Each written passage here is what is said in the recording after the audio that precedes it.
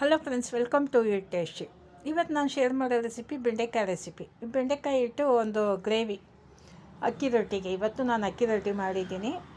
ಅದಕ್ಕೆ ಅಕ್ಕಿ ರೊಟ್ಟಿ, ಜೋಳದ ರೊಟ್ಟಿ ಎರಡಕ್ಕೂ ಚೆನ್ನಾಗಿರುತ್ತೆ ಇದು. ಅದಕ್ಕೆ ಸೈಡ್ ಡಿಶ್ ಒಂದು ಮಾಡೋಣ ಅಂತ ಇವತ್ತು ಬೆಂಡೆಕಾಯಿ ಇಟ್ಟು ಒಂದು ಗ್ರೇವಿ ಮಾಡಿದ್ದೀನಿ. ತುಂಬ ಟೇಸ್ಟ್ ಚೆನ್ನಾಗಿತ್ತು. ಇದನ್ನು ಹೆಂಗೆ ಮಾಡೋದಂತ ನೋಡ್ಕೊಳ್ಳೋಣ ಬನ್ನಿ ಫ್ರೆಂಡ್ಸ್, ವೀಡಿಯೋಗೆ ಹೋಗೋಣ. ಅದಕ್ಕೂ ಮುಂಚೆ ನನ್ನ ವೀಡಿಯೋ ಫಸ್ಟ್ ಟೈಮ್ ನೋಡೋದಾದರೆ ಸಬ್ಸ್ಕ್ರೈಬ್ ಮಾಡ್ಕೊಂಡು ನೋಡಿ, ಪಕ್ಕದಲ್ಲಿರೋ ಬೆಲ್ಲೈಕನ್ನು ಪ್ರೆಸ್ ಮಾಡಿ. ನಾನು ಹಾಕೋ ವೀಡಿಯೋ ನಿಮಗೆ ಬರುತ್ತೆ ಫ್ರೆಂಡ್ಸ್. ಈ ಬೆಂಡೆಕಾಯಿ ಫ್ರೈಗೆ ಫಸ್ಟ್ ಒಂದು ಮಸಾಲ ಹುರ್ಕೊಳ್ಳೋಣ. ಒಂದು 1/4 ಸ್ಪೂನು ಜೀರಿಗೆ, ಎಣ್ಣೆ 1 ಸ್ಪೂನ್ ಸೇರಿಸಿದ್ದೀನಿ. ಅದಕ್ಕೆ 1/4 ಸ್ಪೂನ್ ಜೀರಿಗೆ, ಒಂದು 20-25 ತನಕ ಕರಿಮೆಣಸು, ಕಾಳು ಮೆಣಸು, ಮತ್ತು ಒಂದು 2 ಪೀಸು ಸಣ್ಣ ಪೀಸು ಶುಂಠಿ, ಒಂದು ಸ್ವಲ್ಪ ಬೆಳ್ಳುಳ್ಳಿ, ಒಣಮೆಣ್ಸಿನ್ಕಾಯಿ ಖಾರಕ್ಕೆ ತಕ್ಕಂಗೆ. ಎಷ್ಟು ಖಾರ ಬೇಕೋ ನಿಮಗೆ ಅದಕ್ಕೆ ತಕ್ಕಂಗೆ ಹಾಕ್ಕೊಳ್ಳಿ. ನಾನು ಒಂದು ಅರ್ಧ kg ತೊಗೊಂಡಿದ್ದೀನಿ, ಅದರಿಂದ ಕಡಿಮೆನೇ ಹಾಕಿದ್ದೀನಿ. ಒಂದು ಹಿಡಿ ಶೇಂಗಾಯಿ.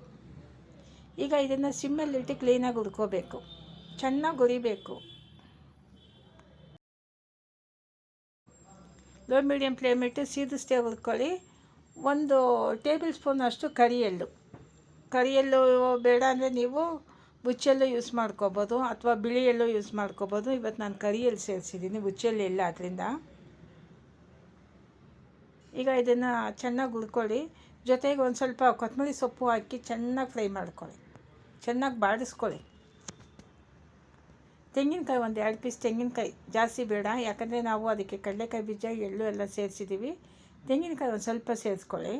ಒಂದು 2 ಪೀಸು, ಒಂದು ಸಣ್ಣ ಪೀಸು ಹುಣಸೆಹಣ್ಣು ಎಲ್ಲ ಸೇರಿಸಿ ಚೆನ್ನಾಗಿ ಹುರಿದಾದ್ಮೇಲೆ ಸ್ಟವ್ ಆಫ್ ಮಾಡಿಬಿಡಿ. ಅದು ಚೆನ್ನಾಗಿ ತಣ್ಣಗಾದ್ಮೇಲೆ ನಾವು ರುಬ್ಬೋದು ಅದನ್ನು.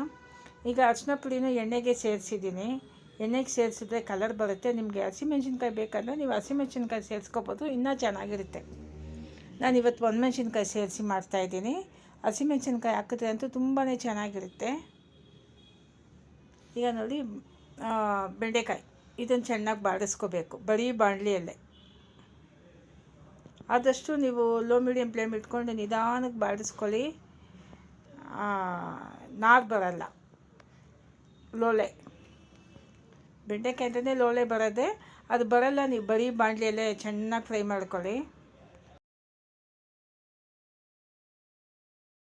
ನೋಡಿ, ಚೆನ್ನಾಗಿ ಫ್ರೈ ಆಗಿದೆ. ಬರೀ ಬಾಣಲಿಯಲ್ಲೇ ಮಾಡಿದ್ರೆ ತುಂಬ ಚೆನ್ನಾಗಿ ಬರುತ್ತೆ, ಮತ್ತು ಅಂಟಲ್ಲ, ಅದು ಲೋಳೆ ಬರಲ್ಲ. ಅದರಿಂದ ನೀವು ಬರೀ ಬಾಣಲಿಯಲ್ಲೇ ಮಾಡ್ಕೊಳ್ಳಿ. ಈಗ ಅದನ್ನು ತಗೊಂಡೆ ಎಣ್ಣೆ ಒಂದು 2 ಟೇಬಲ್ ಸ್ಪೂನ್ ಎಣ್ಣೆ ಬಿಟ್ಟು ಸಾರು ಒಗ್ಗರಣೆ, ಅಂದರೆ ಗ್ರೇವಿ ಒಗ್ಗರಣೆ ಮಾಡ್ತೀನಿ, ಗೊಜ್ಜು.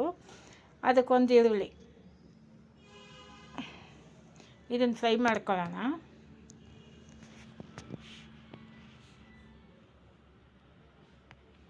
ಇದಕ್ಕೆ ಟೊಮೊಟೊ ಎಲ್ಲ ಬೇಕಿಲ್ಲ.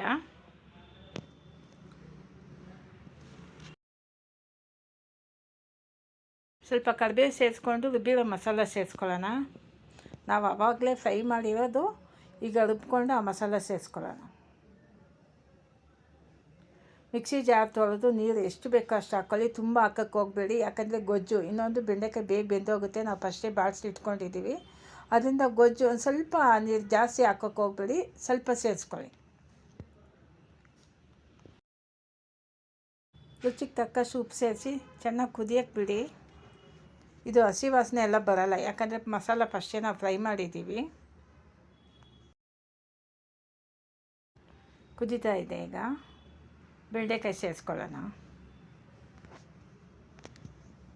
ಇದು ಬೇಗ ಆಗುತ್ತೆ, ಒಂದು 5-10 ನಿಮಿಷಕ್ಕೆಲ್ಲ ಬೇಗ ಬೆಂದೋಗುತ್ತೆ.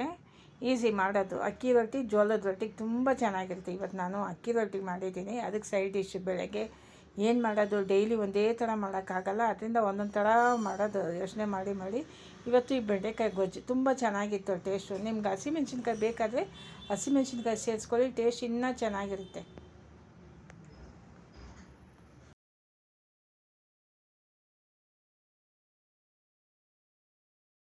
ನೋಡಿ, ಗ್ರೇವಿ ಗಟ್ಟಿ ಆಯಿತು, ಬೆಂಡೆಕಾಯಿನೂ ಬೆಂದಿದೆ.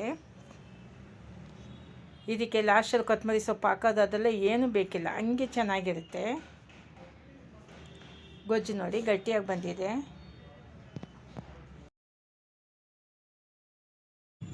ಬೆಂಡೆಕಾಯಿ ಬೆಂದಿದೆ, ಗೊಜ್ಜು ರೆಡಿ ಆಯಿತು. ಈಗ ನಾವು ಕೊನೆಗೆ ಒಂದು ಸೇರಿಸ್ಬೇಕು, ಒಂದು ಸ್ವಲ್ಪ ಬೆಲ್ಲ ಸೇರಿಸ್ಕೊಳ್ಳೋಣ. ಟೇಸ್ಟ್ ಚೆನ್ನಾಗಿರುತ್ತೆ. ಇದು ಹುಣಸೆಹಣ್ಣೆಲ್ಲ ಹಾಕಿರೋದಕ್ಕೆ ಬೆಲ್ಲ ಸೇರಿಸಿದ್ರೆ ಟೇಸ್ಟ್ ಚೆನ್ನಾಗಿರುತ್ತೆ. ಬೆಲ್ಲ ನಿಮ್ಗೆ ಎಷ್ಟು ಬೇಕೋ ಅಷ್ಟು ಸೇರಿಸ್ಕೊಳ್ಳಿ. ನಿಮ್ಗೆ ಸ್ವೀಟ್ ಜಾಸ್ತಿ ಬೇಕಂದರೆ ಇನ್ನೊಂದು ಸ್ವಲ್ಪ ಸೇರಿಸ್ಕೋಬೋದು. ನನಗೆ ಬೇಡ ಅನಿಸುತ್ತೆ, ಅದಕ್ಕೆ ಒಂದು ಸ್ವಲ್ಪ ಸೇರಿಸಿದ್ದೀನಿ ನಾನು.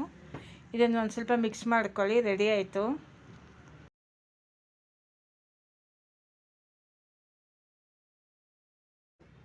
ಫ್ರೆಂಡ್ಸ್, ಗ್ರೇವಿ ಅದಕ್ಕೆ ಬಂದಿದೆ. ಈಗ ಸ್ಟವ್ ಆಫ್ ಮಾಡಿಬಿಡೋಣ. ರೆಡಿ ಆಯಿತು ಗೊಜ್ಜು. ನೋಡಿ ಫ್ರೆಂಡ್ಸ್, 10 ನಿಮಿಷಕ್ಕೆಲ್ಲ ತುಂಬ ಚೆನ್ನಾಗಿ ರೆಡಿಯಾಗಿದೆ. ಬೆಂಡೆಕಾಯಿ ಗೊಜ್ಜು ಚೆನ್ನಾಗಿ ಬೆಂದಿದೆ. ಬೆಂಡೆಕಾಯಿನೂ ಇದು ತುಂಬ ಟೇಸ್ಟ್ ಚೆನ್ನಾಗಿರುತ್ತೆ. ಹೆಂಗಂದರೆ ನಾವು ಅಕ್ಕಿ ರೊಟ್ಟಿಗಂತೂ ತುಂಬ ಚೆನ್ನಾಗಿರುತ್ತೆ. ಅಕ್ಕಿ ರೊಟ್ಟಿ, ಜೋಳದ ರೊಟ್ಟಿಗೆ. ನಿಮಗೆ ವಿಡಿಯೋ ಇಷ್ಟ ಆದರೆ ಶೇರ್ ಮಾಡಿ ಫ್ರೆಂಡ್ಸ್. ತುಂಬ ಚೆನ್ನಾಗಿರುತ್ತೆ. ಶೇರ್ ಮಾಡಿ, ಲೈಕ್ ಮಾಡಿ, ಸಬ್ಸ್ಕ್ರೈಬ್ ಮಾಡಿ. ಮುಂದಿನ ವಿಡಿಯೋದಲ್ಲಿ ನೋಡೋಣ ಫ್ರೆಂಡ್ಸ್.